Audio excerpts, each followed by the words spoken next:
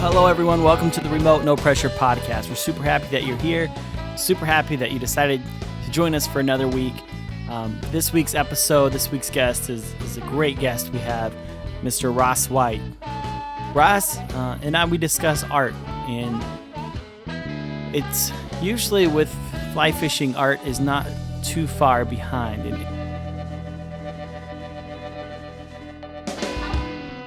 one of the things I really admire about Ross is he's really going after a passion.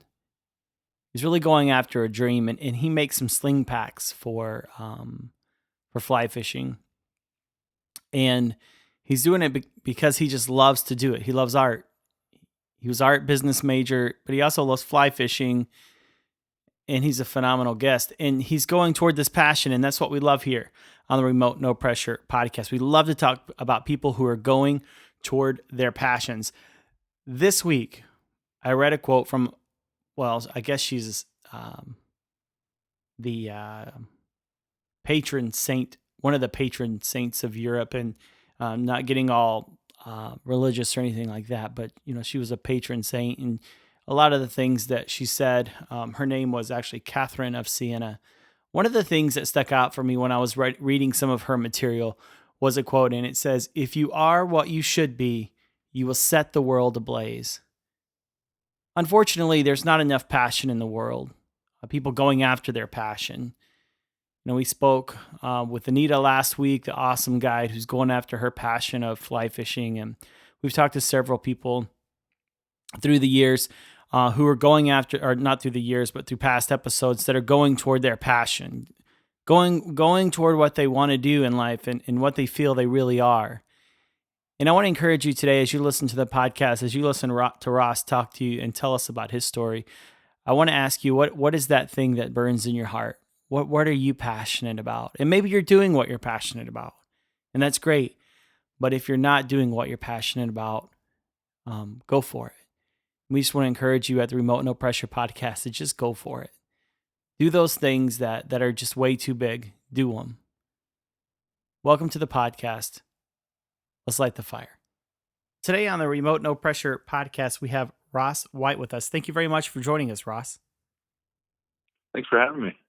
Can you just tell us a little bit about your company and what you're doing these days? Sure. So the name of my company is Deli Fresh Design.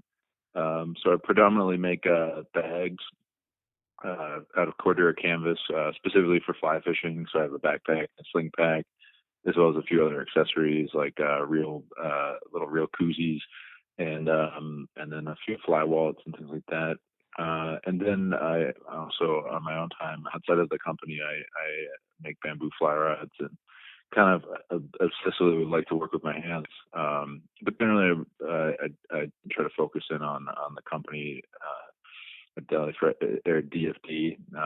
So that's kind of my focus and what I kind of strive to work on the most. And specifically around, I make everything myself here in Denver.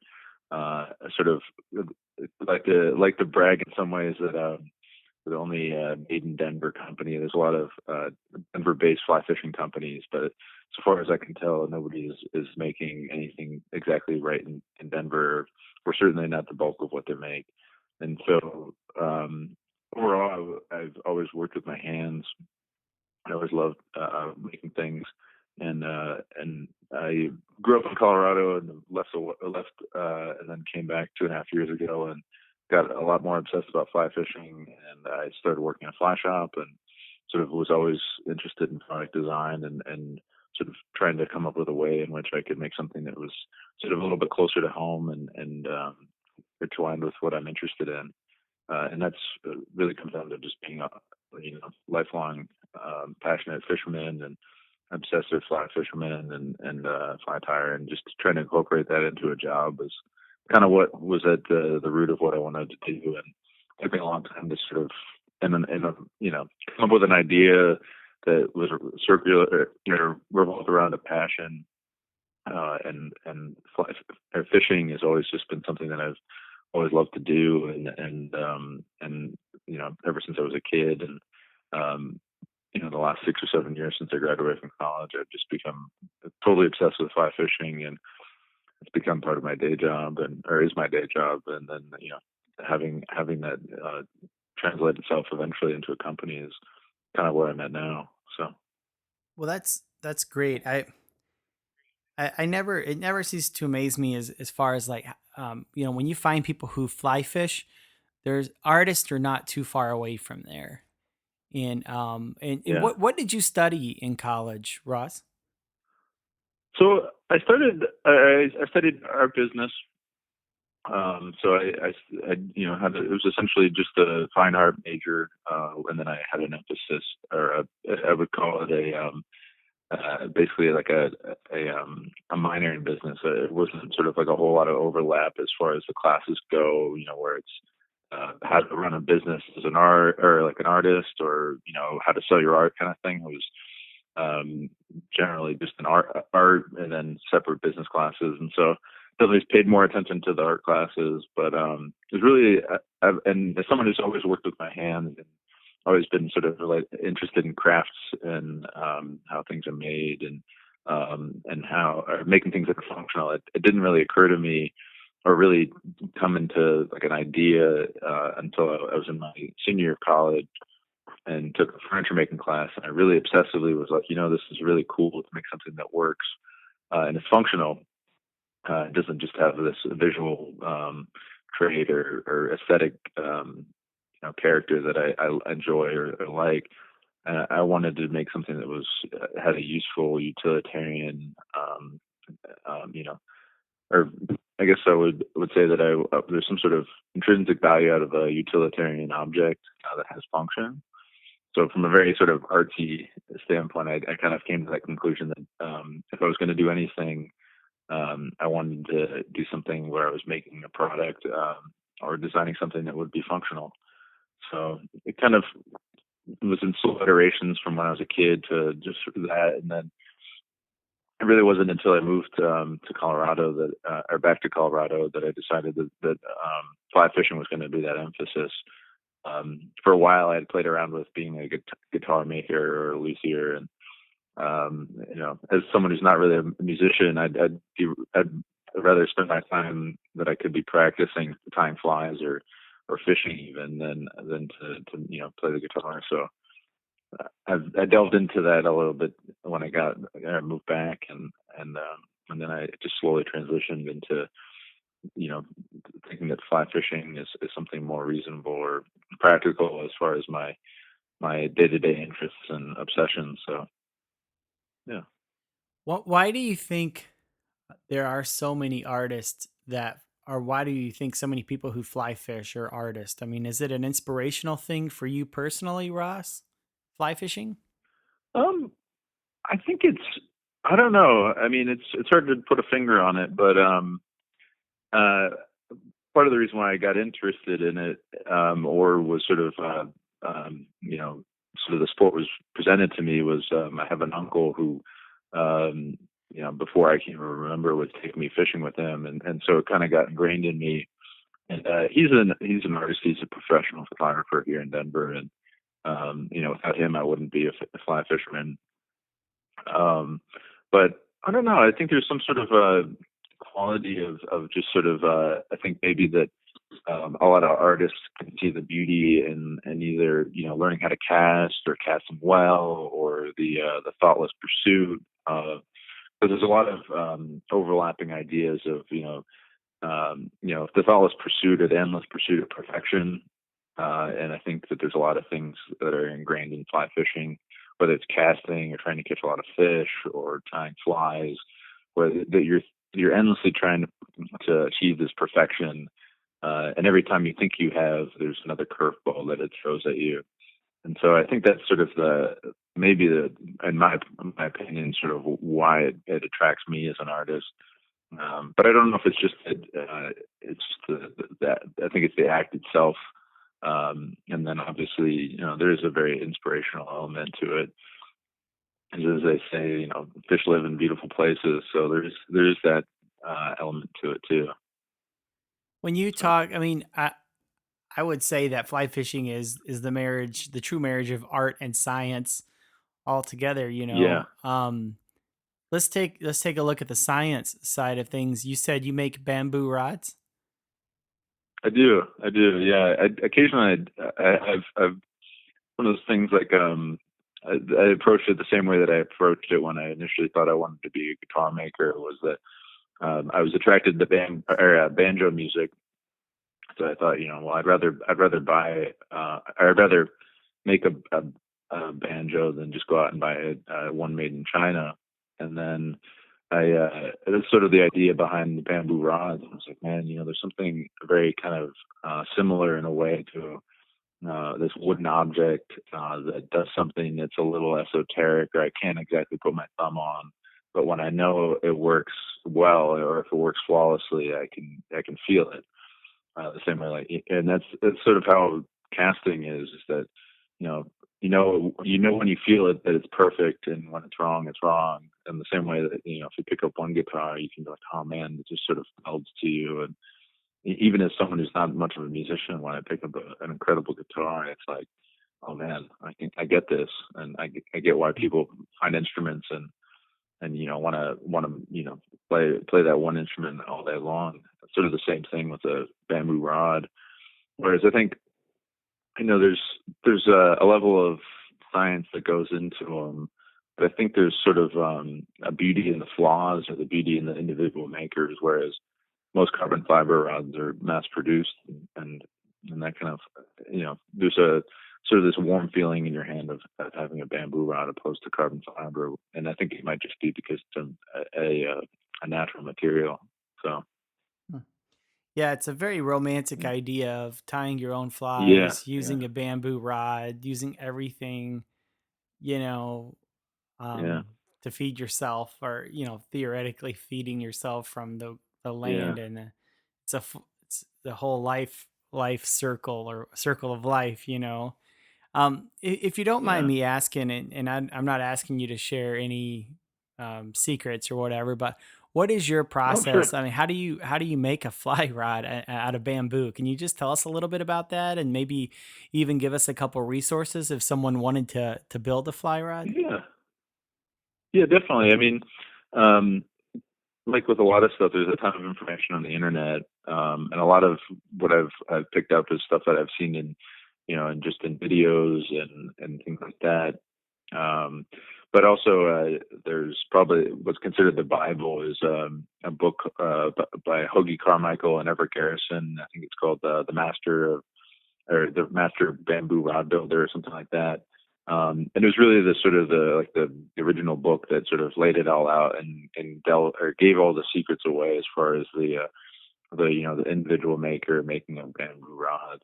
But that being said, there's obsessiveness of it, and I've made a handful of rods, 3 or 4, and I'm working on. I think I'm working on number 4 right now, and I'm just I actually work in a fly shop where we sell a lot of bamboo fire rods here in Denver, and just looking over those ones and just looking at the level of quality of finish, and the thread wraps are all perfect. It's unbelievable. So, I mean, yeah, I mean, I think things that I've learned is that it's just it's so hard to get to that level, and it's one of those things where it just takes so much time and effort. And I kind of like those things that it's you can't really see the end of the tunnel. You just kind of have to keep going at it, and that you eventually realize the act of making it is more interesting or more fun than than anything. I think that's kind of how it's sort of is some sort of analogy to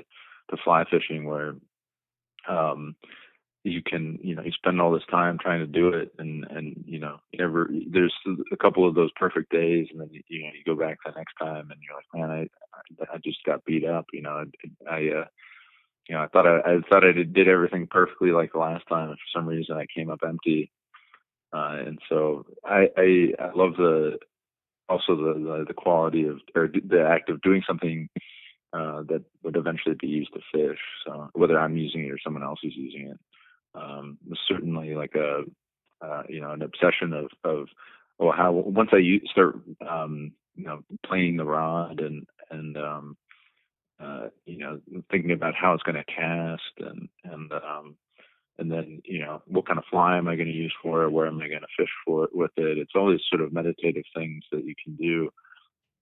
And while we always would love to be on the water or be a guide, it's nice to be able to do activities outside of just fishing every day that keep you kind of engaged with the fly fishing world and actually the act of it. So yeah, I mean, I don't know. That's really esoteric, but I mean, I feel like there's a lot of things I've learned. I think there's I initially had I think I bought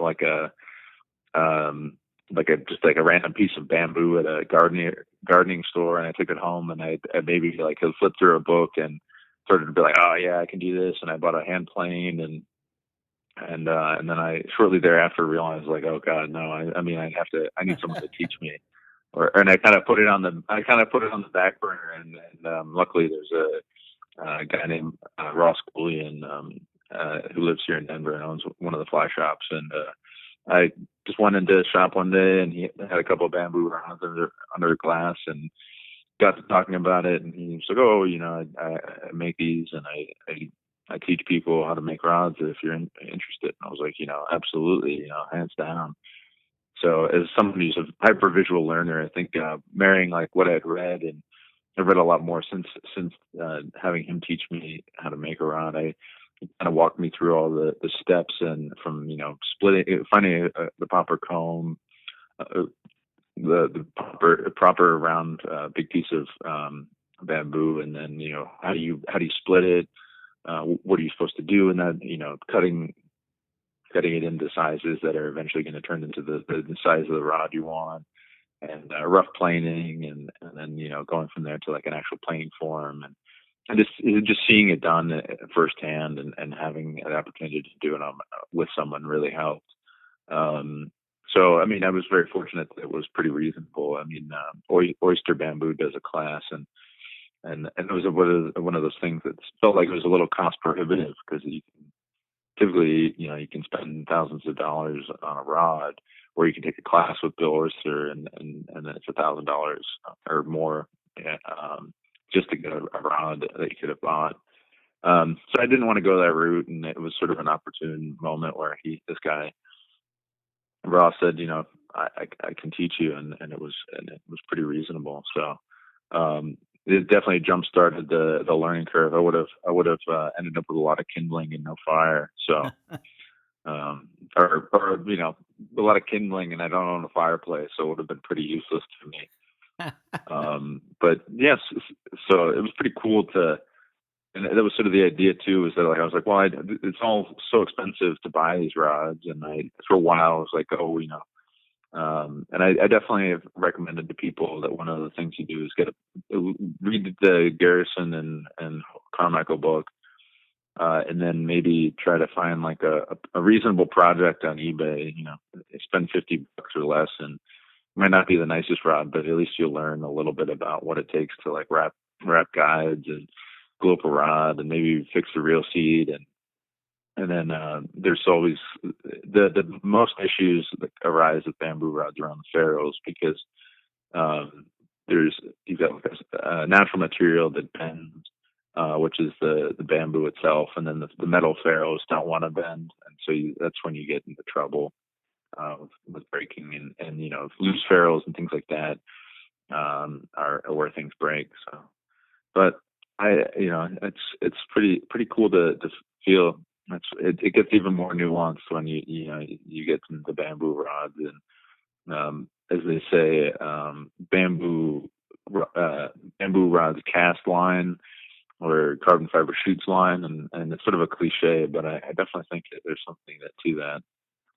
So it's just like a very, very different way of thinking, but I think there's a lot to it. It kind of makes you slow down, and it's weird because there's a lot of finesse and casting, no matter what, and a lot of timing involved. But I think there's something a little bit more forgiving about slower action rods, or having a little bit more time to correct your mistakes in your cast, which bamboo lends itself to. Whereas I don't know. I think of not that I mean I fish with carbon fiber and bamboo quite a bit, and some some situations lend itself much more to carbon fiber. So I don't know. So endless amount of different ideas about it. That it's a lot of fun though. And there's a lot of frustrating lessons to be learned with bamboo. And I guess maybe if you at the end of the day, it's probably good to go slow with making one and make sure you have really sharp planes. Otherwise, you're in for a lot of pain. Wow. Now, is can you tell us a little bit? And I don't know if you can, but what are the origins of the bamboo rod? I mean, was that the original fly rod, or um, who got? Um, What's kind of the well, history of that? If you know it, that's fine. If you don't. well, I do. I do. I'm kind of one of the things I love about fly fishing and keeps me engaged in it is the history. Hmm. So there's endless history about fly reels and rods and stuff, but the majority of the evolution is uh, from England. Most people were using actually like hardwoods and that kind of stuff that were durable but had their limitations. And I don't know too much about the subject, but there is a slow evolution, and most rods are more like a 10 car rod would be, where you kind of adapt and you didn't have a reel, Hmm. and maybe in the late you know maybe around 1750s and to 7 or 1800, there was a lot of slow evolution and different woods and different breaking down the sections and developments of lines and just very subtle incremental steps. And there's people have done a lot more research than I have on the subject, and there's been a slow evolution and speculation that the first time uh, where we came to what we have today, which is considered the most effective or like the most prevalent bamboo rod, is that it's hexagonal. So if you cut it in half, you would see six different 60-degree triangles that are six different pieces that are tapered from bamboo pieces. And there's all sorts of different bamboo species. There's hundreds but pretty much uh, everything that's used today is Tonkin, which is from a specific region in China. And then for a long time, people use Calcutta and which is a different species of bamboo. But there was a slow evolution from people are using these hardwoods, and then in the middle of I think it's there's speculation that six-headed hexagonal rod was developed in the U.S. That at some point it was developed and then brought back to Europe and to England specifically. But sort of an interesting sort of lesson in fly fishing is that the long rods are nothing new. Everybody talks about fishing 10 and 11 foot nymph rods these days, but length of rods is a fad that goes up and down all the time. So 20 years ago, people were only fishing you know 9 foot or 7.5 foot trout rods for dry flies and things like that. And then they get bigger and bigger, and now almost everybody fishes a 9 foot 5 weight for trout, and then uh, but so to get to that point, but most of those early rods, specifically in England, made out of hardwoods, were very heavy 10 foot rods and things like that, and just the pain to cast and things like that. And so there's been a slow evolution to the shorter rods, and certainly with bamboo and today, of course, with today's modern carbon fiber, the rods can be longer and lighter. But then another sort of side note to bamboo rods, which is kind of interesting, is that the sweet spot and what makes some rods very highly sought after and valuable, opposed to not at all, are just the length of a rod. So a lot of rods, and mainly comes down to the actual weight like the physical weight, not the line weight of a rod. Where typically the sweet spot of length and to the weight is probably in the 6.5 to 8.5 foot range, and that's really where people kind of tend to collect bamboo rods. And smaller than that is kind of a little too niche, and then above that it just becomes too heavy. And so, but that's sort of where the collectible rods are. And actually, it's interesting because most of the highly collectible reels are also in that trout size category, where you can get bigger reels, but then the sweet spot is and there are some very small reels, but the sweet spot is, is like anything, is it's in that five weight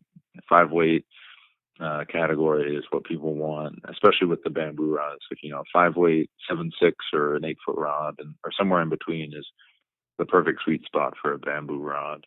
So it's not too heavy, it's not too light. Um, yeah. So Well, how did you get into fly fishing to begin with? I know you said it you were doing it as a kid. Can you tell us a little bit about your story and how you got into fly fishing, Ross? yeah. Um, so like I said before, I could even remember, I was going with my uncle to fish. I was always I primarily spin fished as a kid. I grew up about 5 minutes walking distance from a lake in a town called Lakeville, Connecticut. So there's a lake and then two little ponds that are always stocked with panfish and bass and trout and things like that. So for a long time, certainly for the first about 10 years of my life as a kid, I was doing a lot of fishing more than swimming. Um, and so my uncle has always been a fly fisherman, so I was always looking up to him, and I always loved going to his house and watching him tie flies.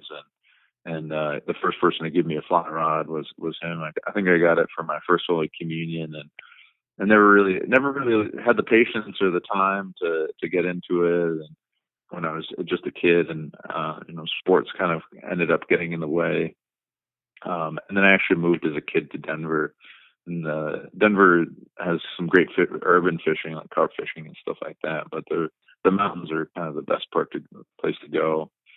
But just over the course of my teenage years and my in middle school and high school, I was sort of always nagging at the back of my head, and I was just like, hey, I love the work with my hands and crafty things, and had learned how to crochet in elementary school, and loves making necklaces and anything kind of crafty and stuff. So at a certain point, I asked my uncle, any way you could help me out or get me into the tying stuff. And so he gave me my first vice, and the first book I had was one that he gave me, and ended up being it was the first book, and I think vice that he had started with. And so and then I also bought a kit here in Denver from a local shop in middle school, and sort of tinkered around with trying to look at pictures in a book and try to learn how to tie flies. I'm 29, so I'm just at the cusp that I was young enough that YouTube wasn't a thing yet, and just old enough and just young enough that I was sort of just started tying right before. And then so I got kind of frustrated with just being able to, some illustrations and some descriptions and stuff that was sort of lost in translation in a book that I never was quite I just never could quite be like, oh well, that isn't working, or I just all that stuff. And I think people of earlier generations either were taught by someone or saw someone tie a fly, or they just persisted and tried and eventually got to a point where they got a fly that they were happy with. And then there was a slow evolution.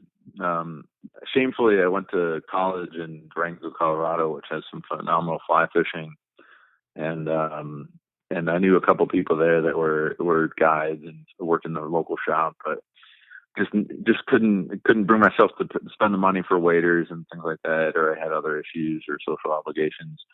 And then so there's this slow nagging thing where I was like, oh, I want to get into it, but I don't know. And so it was really just when I moved back to Connecticut and New York after college, I was like, I've got all this time on my hands. I only had I had 3-day weekends, and I was just like, you know what, I was gonna just do it. And I tied a bunch of flies at some point where I'd watched a video of how to tie a pheasant tail, and did that. And I was still, even like at that point when I was like, oh, I'm gonna go back and try it, I was apprehensive that my flies were good enough. And then slowly I started using those pheasant tails, and I was like, man, these are actually pretty good. Wow. And so I got kind of suckered into it that way, and just was, either through reading old magazines I had from my uncle, or some books, or watching videos of, like how to nymph fish, and things like that. Or I'm going to fish tomorrow. My uncle just told me that I really need to learn how to nymph fish, and so I was like, all right, I'll look at a video, and then I'll tie one of those pheasant tails, and it worked.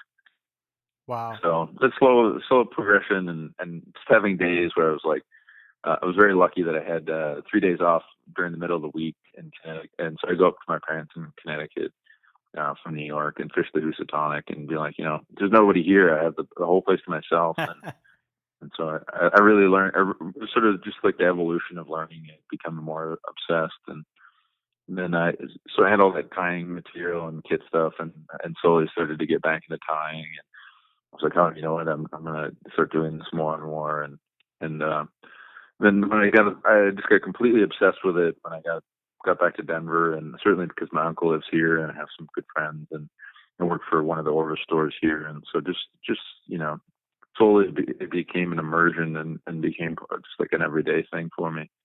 So Now you said, yeah, I mean, you've talked about, like, you had mentioned things that are esoteric or whatever, um, but you're also talking about a lot about how, it was always kind of nagging at you.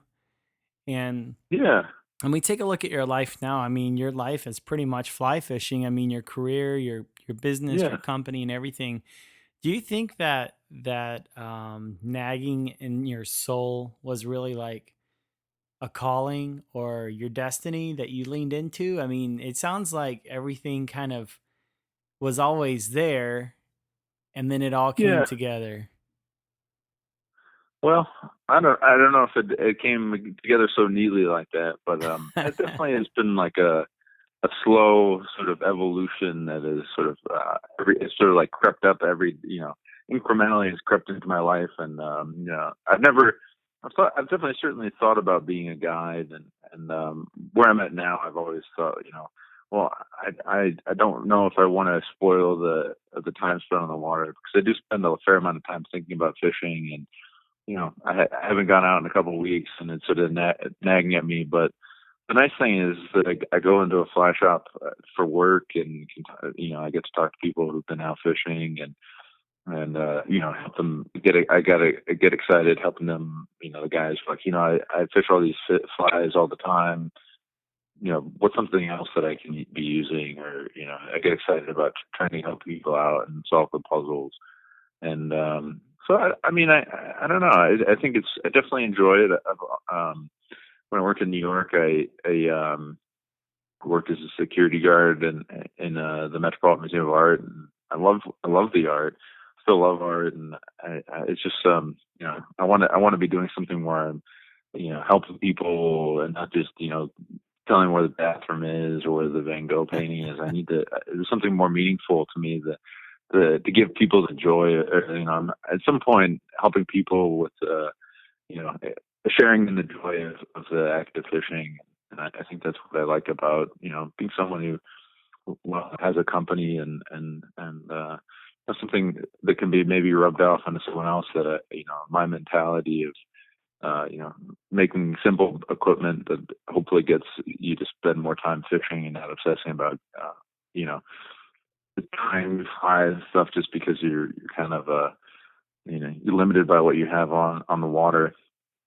So I always say, to joke with people, there's so many people I've talked to at shows, or that are like, I have a vest and I can hardly wear it. I've got back issues, and I tell people it's there's the Murphy's law of fly fishing, is that if you've got space for it, you fill it up. So sort of, I always think that but it doesn't translate to more fishing time. There's more gear that you lug around and never use. So. Right. I don't know. I mean, I definitely think that there's like a slow progression. And I think like everything, especially what, it takes everybody a long time, or it takes some people longer than others. And that's what your 20s are for. And I've sort of come to a point where I've realized that, I as much as I obsess about it and want my day job to be more about fishing, I still the act of doing it is something that I enjoy doing on my own. And so I don't know. It's hard to say. I think as a kid, I probably would have imagined myself doing something in the arts no matter what, and it's nice that I've been able to put an activity such as fishing that I've always done into a day job. So That's I great, don't know. Ross. Thank you very much for spending some time with us. If someone wanted to pick up one of your sling packs or get in touch with you, what's the best way for them to do that, Ross? Well, I can either be found on Instagram at Deli Fresh Design, and then they can also shop at anything fishing related or Deli Fresh Design related at delifreshdesign.com. And you can either send me a direct message on Instagram, or you can send me an email at delifreshdesign@gmail.com. And that's the best place to find me. So one of those places, and so hopefully we'll bump into each other on the water too. All right. Well, great. Well, we'll put those links up and we'll connect all those in our um, on our blog at remotenopressure.com/blog and in our show notes as well. And we just thank you very much, Ross, for spending some time with us. Yeah, thank you. It's a pleasure talking fishing with anybody, and I'm glad you reached out. So this was great. Thank you. Well, thank you, Ross, and thank you for joining us this week on the Remote No Pressure podcast. Don't forget, go to our Remote No Pressure podcast, remotenopressure.com and sign up for our mailing list. We'd love to have you be part of the journey. And until next week, go fishing.